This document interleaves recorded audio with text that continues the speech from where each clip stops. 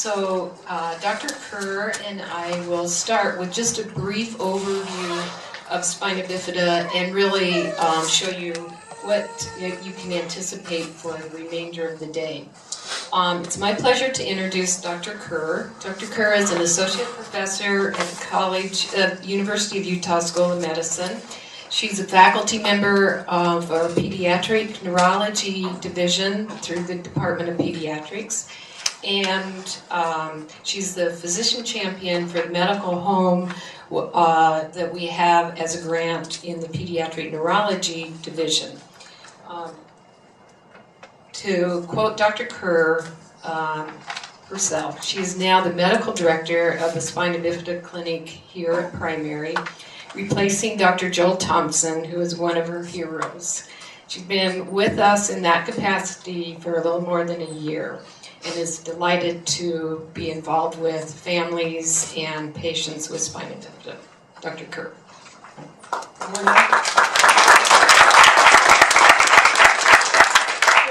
and I are kind of doing this together. This is a little bit of a problem with the speaker here because we're quite different heights. Can everyone hear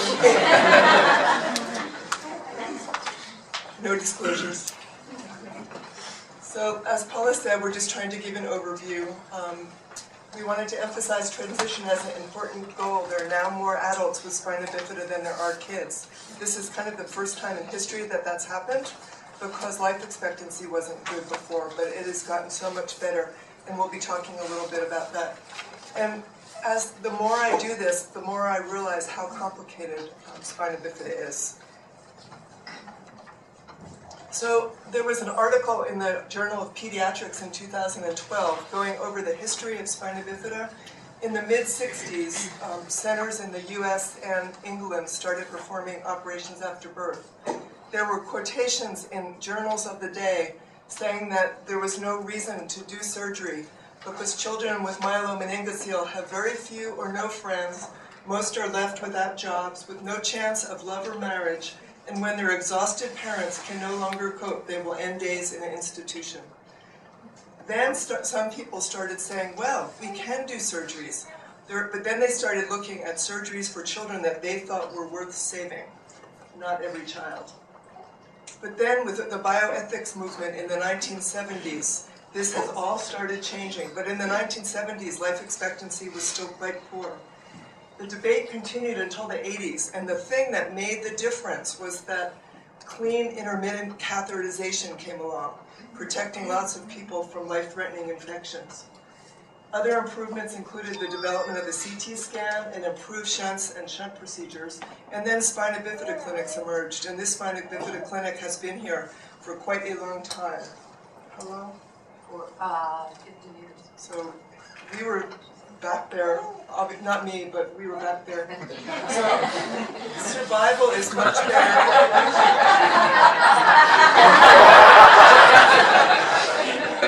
So survival now is about 90%. It's still much worse for blacks and Hispanics. So we still have a long way to go to make sure that we're reaching all segments of our society. And I'm hoping that the new insurance initiatives will help with that. So spina bifida is the second most common cause of disability in young adults, with cerebral palsy being the most common. So a huge number of people are affected by this, not to mention their families and friends. 1 in 1,365 births in Utah have myelomeningocele, higher in those with a family history of spina bifida. And as many of you know, some genetic syndromes are involved. So up there on the left-hand side, this is about 6 weeks of gestation. The neural plate forms. The neurocells are induced to be neurocells by muscles nearby. Then it starts folding over, becoming the neural folds, and then the neural tube, and that eventually becomes the spinal cord. If we look at it from down on top, this is at 21 days gestation. The neural tube is starting to form, and it goes forward and backward at the same time. So this is a little bit farther along.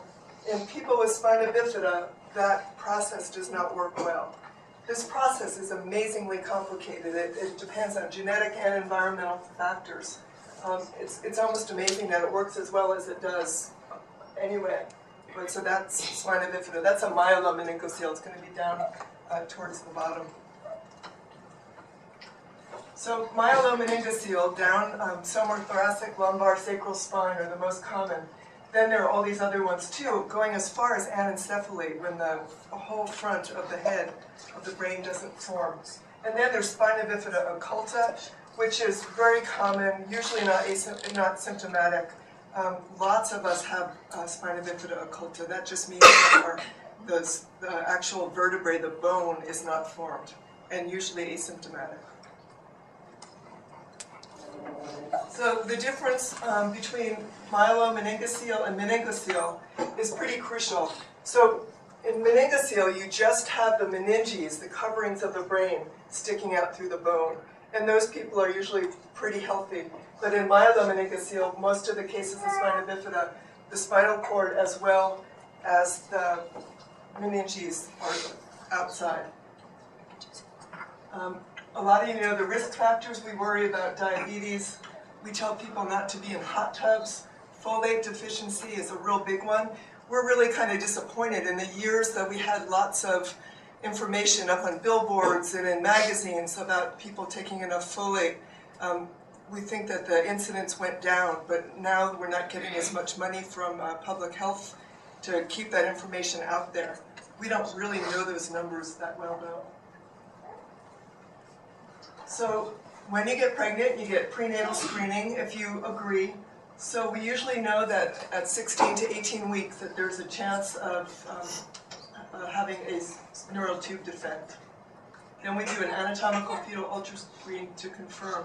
And you can see that if you have a good ultrasound, it's really pretty apparent. So they can tell that this is the spine, those are all the bones, and then that's the meningocele sticking out there.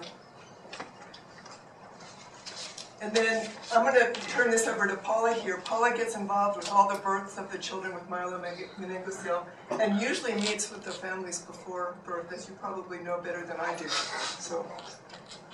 So in the interest of time, I'm going to just, we will have all of this available to you on the Spina Bifida website.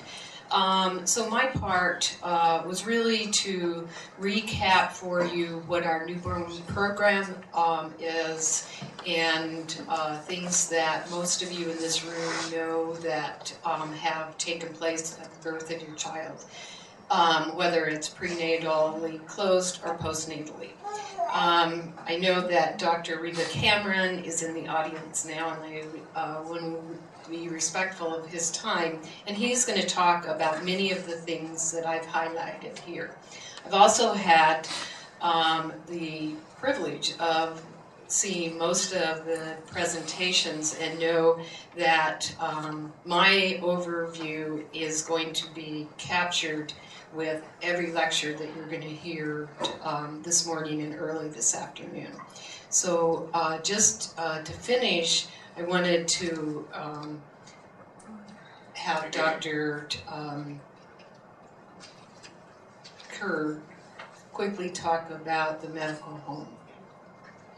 So a lot of these pictures are pictures of people from the Spina Bifida clinic. You might have noticed people go by that you knew.